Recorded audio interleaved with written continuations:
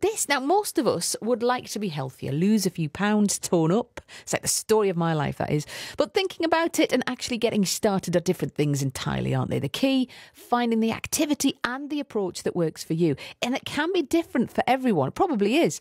James Ward is from Durham. He's a committed runner, fit and well. He works for a drum distribution business in Tanfield, which supplies drum kits to rock stars. To look at him, you'd think he's a cool guy. He's got his life together. But 3 years ago, his life was a different story. He was 6 or 7 stone heavier with anxiety, and he was struggling to change things. The thing that did change his life was arguably a watch. He came to BBC Newcastle and he told me his story. I was about the best part of 40 kilograms heavier than I am now, which is, in old money, 6, 7 stone, something like that. This was parallel with the death of my mum, or the demise of my mum, because you know what it's like when someone has cancer and, you know, they're not the person that they were, and you can see them declining and you can't do anything to help them. I felt like I was a bit helpless for her, but I was helpless myself because I got anxiety and, you know, I used to have panic attacks, and so like I spent a lot of time indoors and I was eating too much and drinking too much. It got to the point when, you know, when we actually lost her, I thought to myself, I don't really fancy losing myself, because you see what you can go through, and you know, the health troubles you can have from being obese or all the rest of it. And so I actually went to the doctors. He told us, you know, medication could be a thing I could have done, and I thought, no, I really wouldn't fancy doing that. So he said, well, you know, you can even try and lose a lot of weight and try some exercise. I mean, at the time I did nothing. I was going to say, had you been a person who exercised before that? Did you ever, you know? Not at all, really. I mean, I like being outdoors, but not to the point when I would, you know, go out and say I'm going to walk or run just for the sake of it. It was because my friends were out, or you know. But I was always kind of the bigger kid. One other thing I just want to ask you about is the decision to go to the doctors, because actually, when you do suffer with anxiety and you are having difficulties, it's a really big step. Did it? Absolutely. Was it a tough decision to actually do that? Well, I mean, it got to the point when I was spending so much time in the house. When my mum was ill, and obviously my dad was fine, but I think those two as well kind of noticed that I wasn't myself. They were kind of like pushing us in the way to do something about it. You know, it got to the point when I was going outside and I didn't really feel like, in supermarkets I felt social anxiety, and I don't know whether or not that was because, you know, it was people looking at me and I didn't feel right about myself. Anyway, when I took the decision, I said, this can't, you know, it's got to get better, it can't get any worse. So I thought I'd take some steps, and it initially started with just getting out there and doing some walking, and I think fresh air is key. Because the first step is often the hardest, and perhaps sometimes what we do is we set the bar too high, we put maybe a little bit too much pressure on ourselves. Right, I'm going to do a 5k run today. Yes.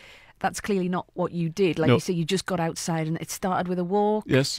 Bit of a jog around the local football pitch. Well, that's right. And so I thought to myself, right, you know, because I read online something like running's great to lose weight fast, you know, and get fit fast type of things. And so I went in Tantoby, there's a local football pitch, and I went out there and I had my shorts and that on. And this can't be hard, you know what I mean? And I did one lap of it and I had to stop, and, you know, nausea and all the rest of it. I thought, like, this might be easier than what it was. I mean, I tried to work it out in my head. I thought, well, 400 metres might be about a football pitch-ish. And like you say, it's small steps, but you did 400 metres. And then before long, in like a couple of weeks, I can maybe go around twice. And you think, well, that's 800 metres. And you just built it up. That's right, yeah. And so off the back of that, I got a really primitive fitness tracker. And I mean, it was a Fitbit, but it only had 5 lights, and each light represented 2,000 steps, and you know, it was trying to coax you to do 10,000. I was getting on really well with that because you know, walking and running, you know, after a little bit of a run, you might get to 2,000 or 4,000. It becomes an addiction to try and get to 6, 8, 10, and then it kind of vibrates, and that's your work done for the day. Well, in theory, but you know, you keep going. But you don't just, that's it. Yeah, 10,000, and that's No it. And I'll eat steps. everything that I like. Getting this fitness tracker as well was a catalyst to try and better myself as well, and then you can keep, you know, a physical, well, albeit digital, you know, representation in an app on your phone, and then you can say, oh, well, I've done a lot better today than I did yesterday, and then you're constantly trying to improve. That's and right. Better. Yeah, and I think that's great, because without it, you know, I was kind of thinking, well, that was good, but then if you can see it on a graph, you think, oh, okay, like there's something happening here. I think yourself, you don't really see it, and then you get everyone coming up going, hey, you look great type of thing, and you think, oh, right, well, I don't feel any different. Well, I feel different, but I don't feel like I look any different, and it's just me. You haven't noticed. Because your confidence starts really going through the roof, because then you start to think to yourself, I can wear the clothes that I want to wear, and I can talk to people easier, more easily. So did you find that, we talked earlier on about social anxiety and almost that kind of panic attack type feeling that you had, did you find that was starting to subside? Absolutely. And I think, like you said, the initial fresh air was the best thing. I feel a hell of a lot better. I don't know if it's the weight loss and not much of a strain on your body, but you strain on your mental health as well. It just seems to dissipate and you start to relax a little bit. It's a mind-blowing thing to think that just maybe half an hour a day-ish, and then, and it builds up and you start... It's just a pathway for a better life. It's a new year. There's a lot of people out there perhaps not feeling great about themselves at the moment, looking to improve, but like I said, maybe thinking, well, I can't do a 5K. What would you say? What would your advice be? Obviously, it can be done because you're living proof of that. But what would a first step be, do you think? Get outside, but don't be under the illusion that you've got to do everything now.